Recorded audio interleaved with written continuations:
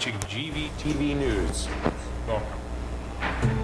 Thanks, Sheriff Royal, and I'm Randy Hansen. In today's world news headlines, Ferguson officer Darren Wilson will avoid civil rights charges. And out of Yemen in crisis as Houthi rebellion leads President Cabinet to resign en masse. And Prince Salman assumes Saudi throne following death of King Abdullah. And U.S.-Cuba conclude opening rounds of talks in Havana. And out of the White House, Obama won't meet with Netanyahu on U.S. trip. And journalist, activist Barrett Brown sentenced to 5 years in prison. And New York Assembly Speaker accused of using law firm to take in bribes. GVTV News is broadcast on Grass Valley Television, division of Rural Counties Television Network, whose focus is on community involvement. We also air on NCTV. But before these stories, GVTV News would like to thank one of our underwriters who supports your only visual video news media in Nevada County. That's right, it's us, GVTV News.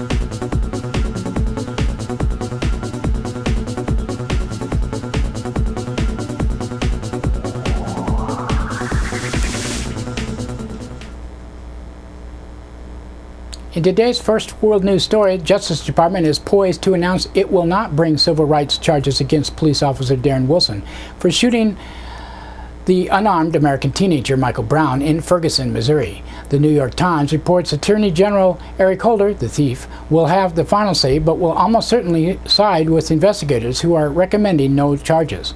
A wider Justice Department probe into Ferguson police over reports of racial profiling and traffic stops and use of excessive force remains underway. Meanwhile, a judge has rejected NAACP's Legal Defense Fund request for a new grand jury to consider criminal charges against Wilson. The group raises concerns over the actions the prosecutor Bob McCullough included his decision to let a witness provide false testimony. Yemen is facing political collapse following the mass resignation of President Abu Rabu Mansour Hadi.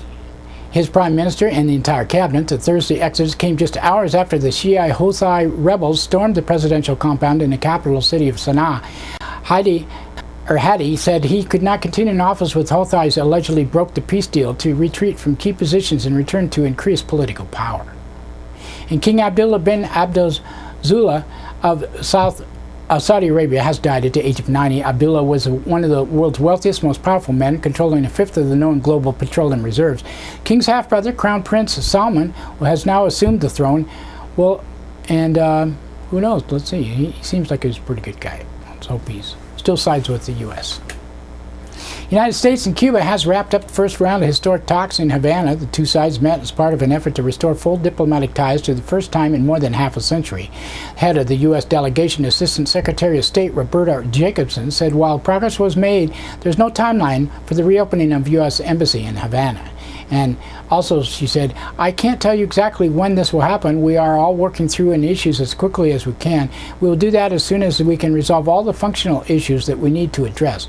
On the issue of human rights, the President has spoken to the issue, and certainly that issue remains central to our conversations. We've made it clear that we will continue to raise that issue, and I did not discuss the issue today. Jacobson is the highest-ranking U.S. diplomat to enter Cuba in nearly 40 years. Josefina Vidal, head of the U.S. affairs of the Cuban Foreign Ministry, said Cuba needs several outstanding issues addressed, including the lifting of embargo and Cuba's removal from the list of countries sponsoring international terrorism. And also said, for our part in the process of these discussions, it's a challenge to say that we have managed to reestablish diplomatic relations with Cuba and the U.S. while our country unfairly remains on the U.S. list of international state sponsors of terrorism. We also say that in order for us to open an embassy, it is first necessary to resolve the banking situation faced with the Cuban interest section in Washington, which has gone almost a year without services. President Obama urged Congress to lift the embargo during his State of the Union address last week. The White House has confirmed President Obama will not meet with Israel's Prime Minister Benjamin Netanyahu when he visits the United States in March. Netanyahu will address a joint session of Congress on Iran at the invitation of Republican House Speaker John Boehner. Netanyahu has backed new sanctions on Iran despite Obama's vow to veto them as he pursues a nuclear deal with Tehran. White House says Obama will not meet with Netanyahu in line with the protocol not to meet with foreign leaders close to an election in their home countries. A journalist and activist accused of working with Anonymous has been given a 5-year prison term in order to pay nearly $900,000 in restitution and fines. Barrett Brown was sentenced on Thursday after pleading guilty last year to charges of transmitting threats accessory to a cyber attack and obstruction of justice. Supporters say Brown has been unfairly targeted for investigating the highly secretive world of private intelligence and military contractors. Federal prosecutors have unveiled corruption charges against Democratic New York Assembly Speaker Sheldon Silver following his arrest on Thursday. Silver is accused of using his law firm as a front to rake in millions of dollars in bribes and kickbacks for political favors. U.S. Attorney Preet Bharara said Silver has amassed a huge fortune through the abuse of his office. And Bharara also said the complaint charges Speaker Silver in 5 counts with corruptly seeking a legal business from a handful of people and entities with significant business or interest before the state and then corruptly profiting from the legal fees that were paid. All told, we allege that Silver corruptly collected some $4 million in bribes and kickbacks disguised as referral fees. Politicians are supposed to be on the people's payroll, not on a secret retainer to wealthy special interests they do favors for.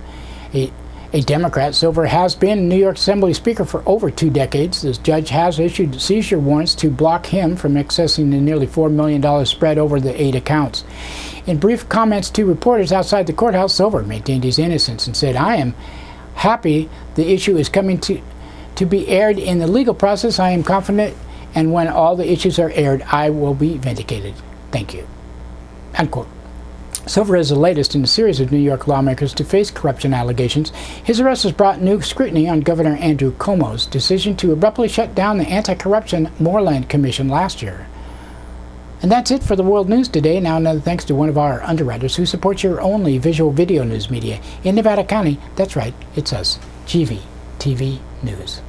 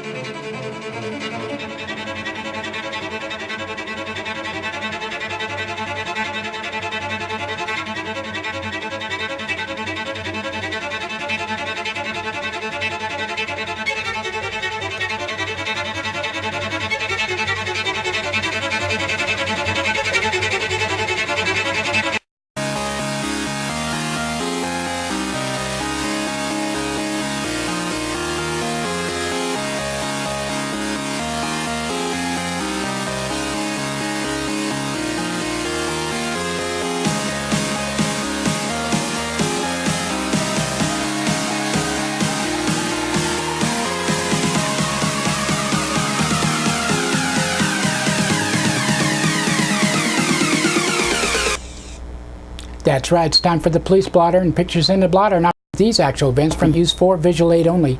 These public records are obtained from daily logs issued from Nevada County law enforcement. Grass Valley Police Department on Wednesday, 8:04 a.m., a caller from Roseville Hospital reported a victim of an assault on Primrose Lane.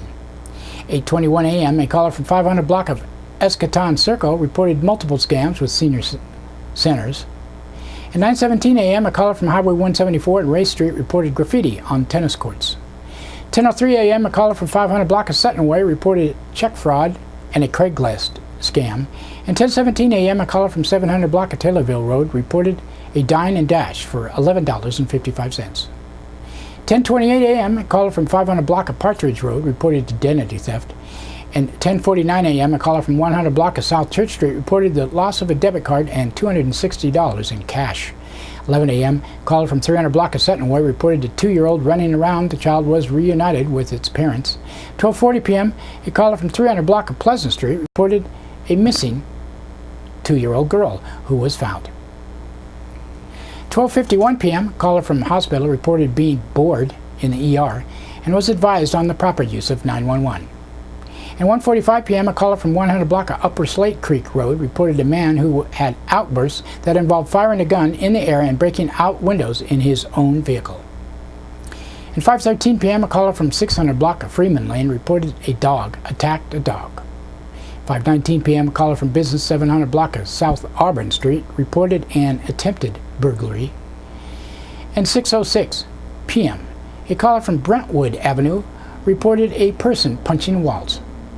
7:07 p.m., a caller from 600 block of Freeman Lane reported a man in a store on cocaine trying to buy more cocaine on his cell phone. He could not be located.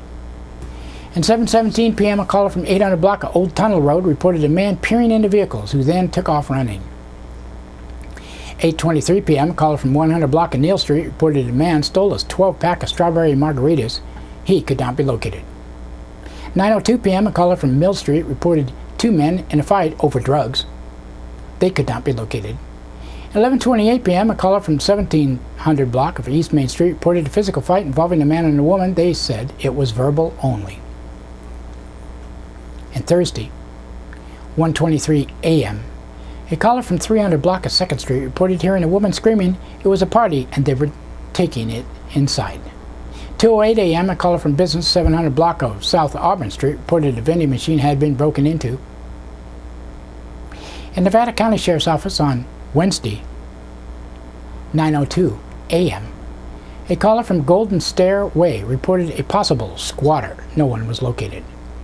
11:18 a.m., a caller from Salt Creek Road reported a jewelry box, a safe, and a gun, and other items were taken. At 11:37 a.m., a caller from 10,000 block of Spencerville Road reported a student with drugs who was cited. 11:24 p.m., a caller from 16,000 block of Annie Drive reported credit card fraud. At 1:30 p.m., a caller from Highway 174 and Silver Way reported hearing a loud explosion followed by power going out. 1:57 p.m., a caller from 13,000 block of Tall Oak Place reported a dog at large attacked a dog. 3:04 p.m., a caller from Highway 20 reported a wrong-way driver went through a red light and was heading up Highway 20 towards Grass Valley. No one was located. 3:53 p.m., a woman from 18,000 block of Jayhawk Drive reported scam phone calls regarding her bank. And 4 p.m., a caller from Manzanita Diggins Drive and Nevada Street reported a dog chained to a metal cage and tied to a tree. A report was taken. 5:40 p.m., caller from 19,000 block of Hanson Lane reported transient issues. And 6:13 p.m., a caller from 13,000 block of Dog Bar Road reported a stolen vehicle. And 6:32 p.m., a caller from 13,000 block of Ryan's Ranch Road reported a man threatened him with a gun. He called back to say multiple subjects ripped up the driveway. 6:50 p.m., a caller from 11,000 block of Wilson Road reported a burglary to a safe. And 7:56 p.m., a caller from Wood Acre Road and Adamson Drive reported 2 gunshots. 10:25 p.m., a caller from Oak Ridge Drive reported a residential burglary. And 11:30 p.m., a caller from 14,000 block of Highway 49 reported a belligerent elderly woman was drunk and throwing feces. No crime was found to have, and the two parties agreed to stay away from each other. Thursday, 4:10 a.m., a caller from 17,000 block of Penn Valley Drive reported a person rattling doors. No one was located. And 7:25 a.m., a caller from 12,000 block of Banner Lava Cap Road reported a woman screaming, possibly due to a bear.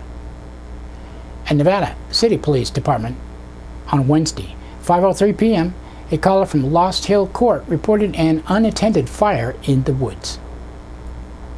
And that's it for the blotter today. Now, another thanks to one of our underwriters who supports your only visual video news media in Nevada County. That's right, it's us, GVTV News.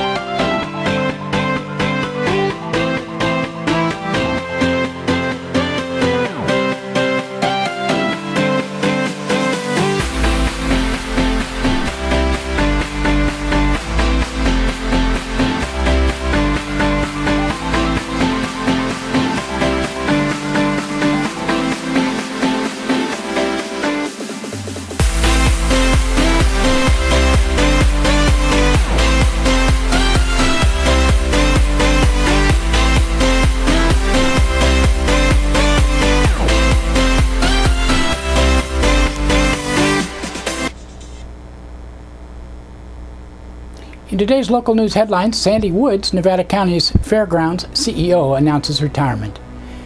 And man arrested after allegedly assaulting Caltrans worker and CHP officer. And Sierra Nevada Children's Services shows off new offices and public learning center. And our first local story, after serving 20 years at Nevada County Fairgrounds, Chief Executive Officer Sandy Woods announced this week that she will be retiring as CEO. Woods' retirement will be effective upon the hiring of a new CEO. She will continue her role as CEO until that time and will assist the Fairgrounds Board of Directors in a transition plan for a new CEO.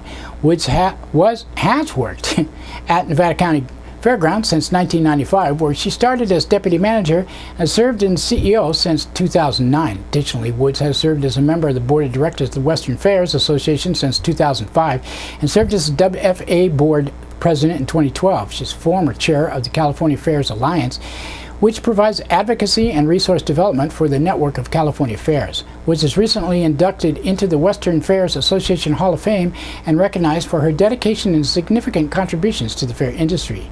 Executive search for a new chief executive officer will begin in February. Well, I worked out there for 14 years. Should I apply? Probably not, but great place. A man believed to be homeless allegedly attacked a Caltrans worker and California's Highway Patrol officer Thursday afternoon and was arrested on multiple charges. The incident began at approximately 12:10 p.m. at a highway maintenance project alongside Highway 20 near Scotts Flat Road, said CHP spokesperson Greg Tassoni. CHP officer was working as part of a crew at the tail end of a procession of Caltrans vehicles driving towards the intersection of Scotts Flat Road when he saw a commotion.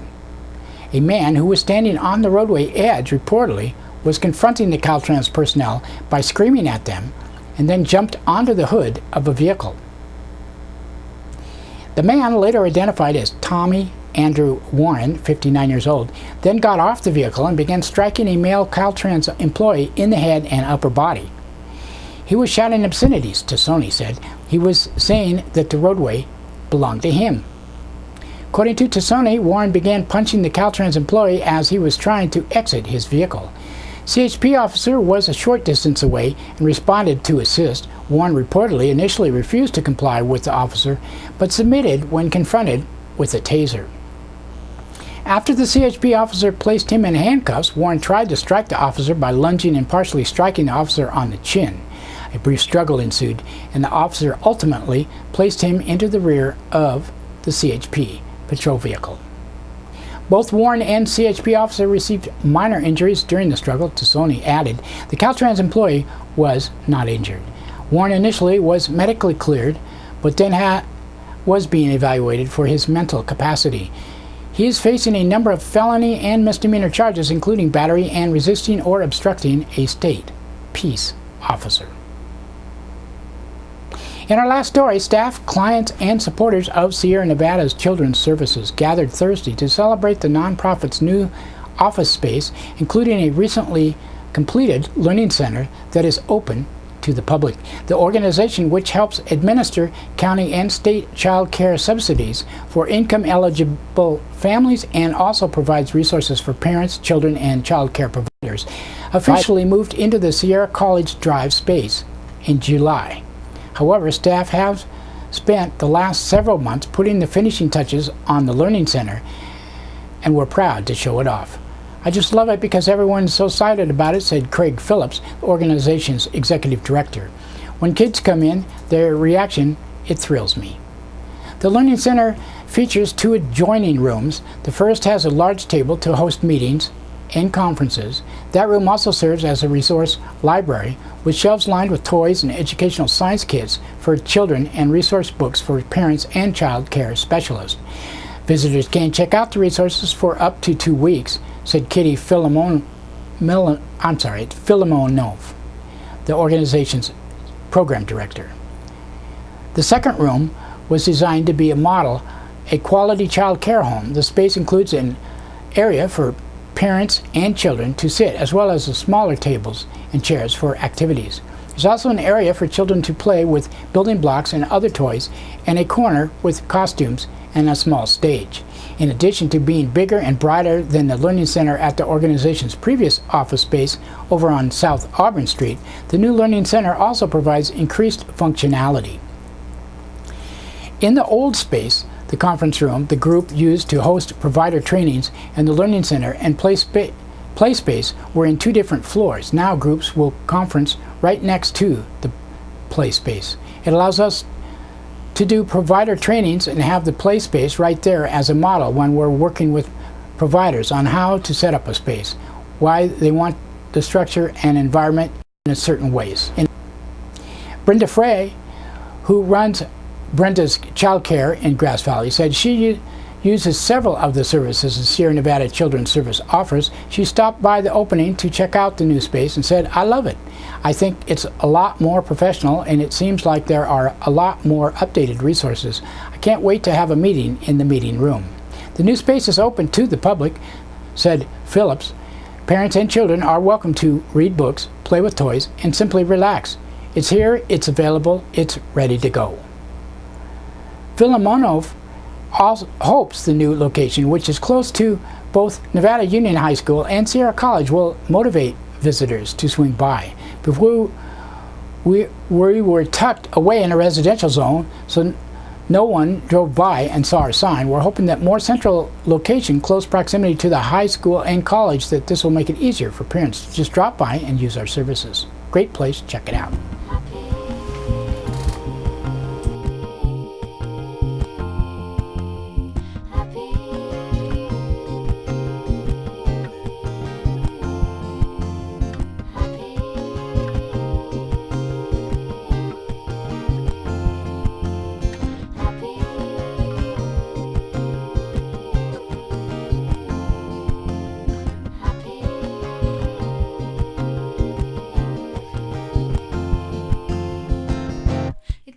Crazy what I'm about to say. Sunshine, she's here, you can take a break. I'm a hot air balloon, I could go to space. With the air like I don't care, baby, by the way. Because I'm clap along if you feel like a room without a roof.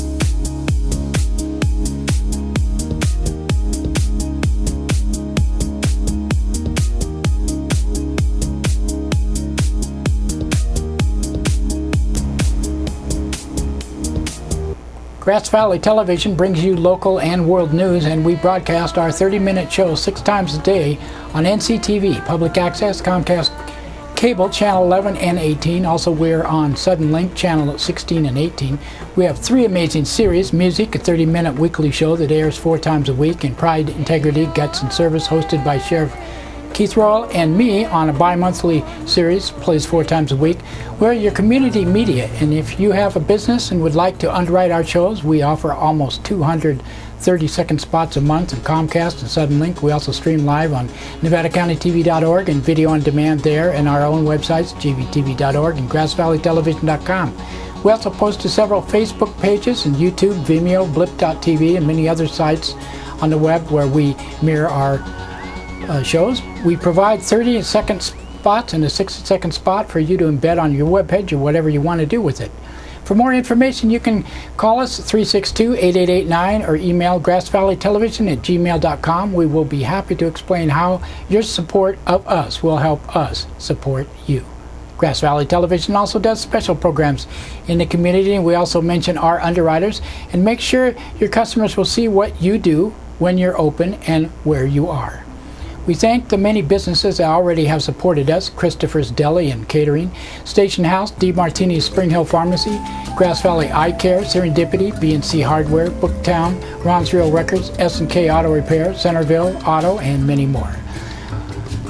We have a Happy New Year's special right now that will give you 2 free weeks of free exposure. Don't miss out. Find out how affordable and rewarding your support can be. You can also get our broadcast on smartphones and tablets and laptops. We reach about 80% of Nevada County. Give us a try.